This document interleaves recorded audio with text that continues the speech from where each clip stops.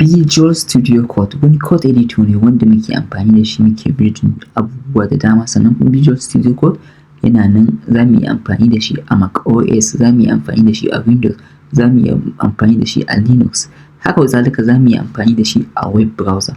Ma'ana Visual Studio Code yana running a kowane device, sannan yana supporting languages da yawa su JavaScript, su PHP, Python, HTML da sauransu har da Java da su Dart programming language.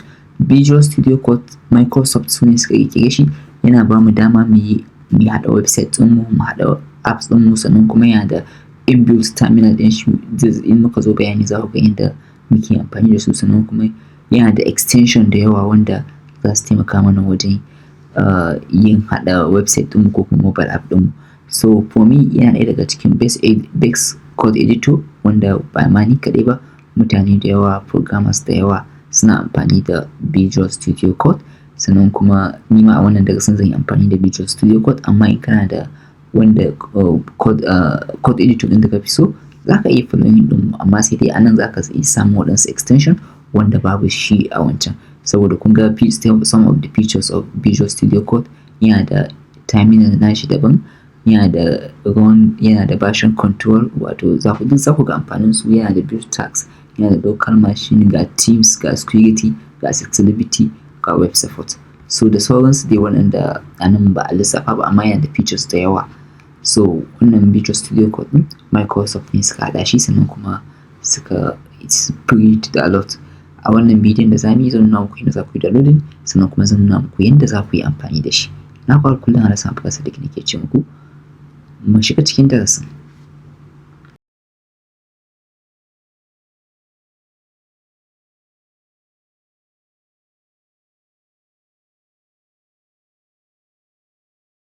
Assalamu alaikum. A yau za mu ci gaba da karatunmu na koyon web design a cikin harshen Hausa. A yanzu zan nuna muku yadda za mu yi downloading ɗin VS Code, wato software ɗin da za mu yi amfani da ita wajen rubuta coding ɗinmu. So da farko abin da muke bukata kafin mu yi downloading ɗin VS Code, muna buƙatar browser. Imma kana aiki da Google Chrome ne, Microsoft Edge, Opera, kuma wani kalan browser ne, sai yadda za ka yi downloading shi process ɗaya ne. Da farko ni zan yi amfani da Microsoft Edge, za ka iya amfani da kowane kalan browser ɗin da ka ga dama. Okay, in ka zo sai ka sa sai ka yi searching VS Code, to za ka ga Visual Studio Code. To wannan website ɗin za ka shiga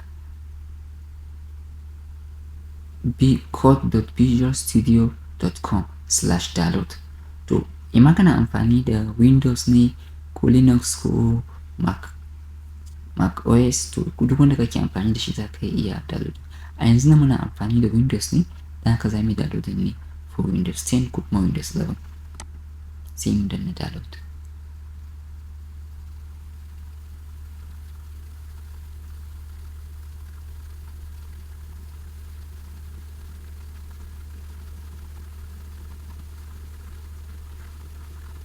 Yawa ga inda download ɗinmu ya fara.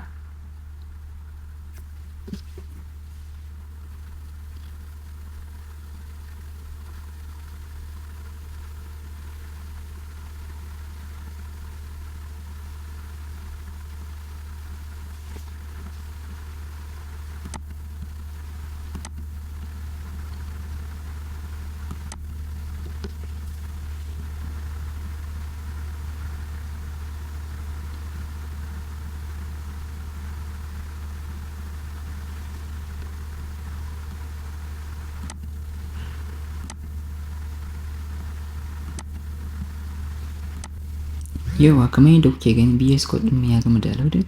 Yanzu abin da ya kamata mu yi shi ne mu yi installing ɗin shi. Za mu iya zuwa mu buɗe folder ɗin da yake kai, kamar ga inda nawa ke kai, sai in double click na kai, sai in danna run. Yawa to in za ka tsaya karanta wannan policy ɗin nasu, za ka iya tsaya karanta, amma I accept.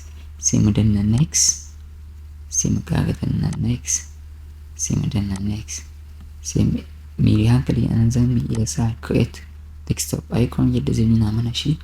Nan ma ina barin shi saboda it will be easy for me. Sai in danna next. sai in danna install.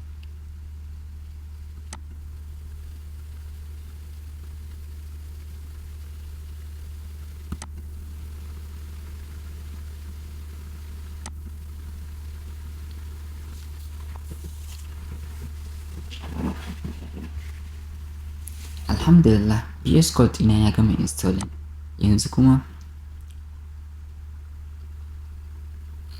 yauwa kun ga yanzu VS Code ɗin ya gama installation. Yanzu kuma zan nuna muku yadda za mu tsara shi, yadda za mu gyara shi.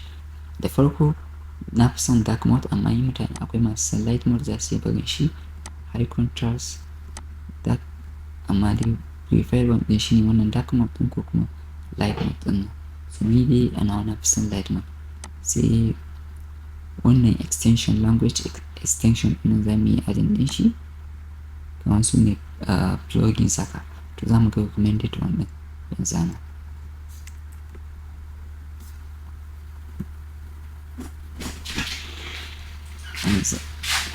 Okay, mun ga su Python, HTML da sauransu, amma for now zan yi installing HTML da CSS support wanda ba na sexy ba ne, kawai dai in kana so ne za ka yi installing.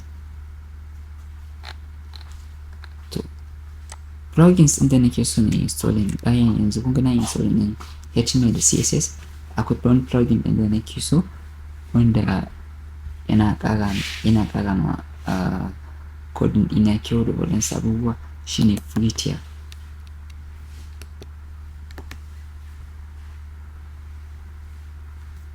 Yawa kun gan shi akwai kalansu da yawa, amma min verified one ɗin nan shine na fi so, wanda za ku ga almost 43,000 mutane suna 43 million mutane suna amfani da shi.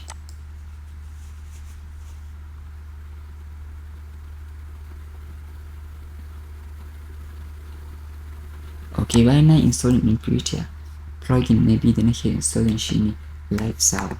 Sai na rubuta live server.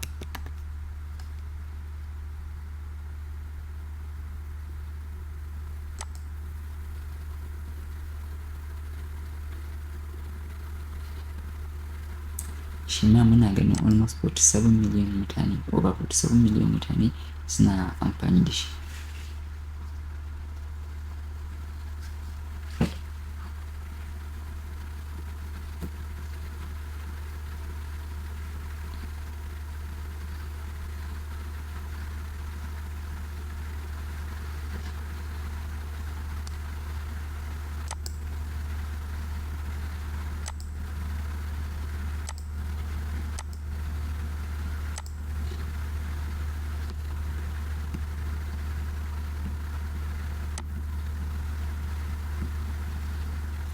Zan jira live server na ya gama aiki, ya gama installing. Alhamdulillah ya gama installing. Yanzu bari na buɗe shi gaba ɗaya.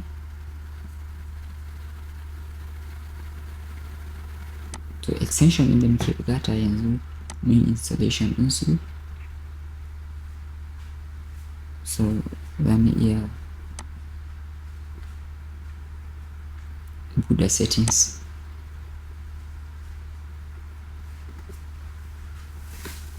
To for me gaskiya ina barin abin nan ɗina auto save, saboda ko da almost muna da problem na wuta ko kuma waɗansu suna amfani da desktop, something like that. To ina sa shi duk wani canji da na yi ya mun saving da kanshi. Sai kuma size, saboda zan koyar da ku, ina son size ɗina ya zama babba, so zan yi making ɗin shi 18 haka, ko kuma let's say 25.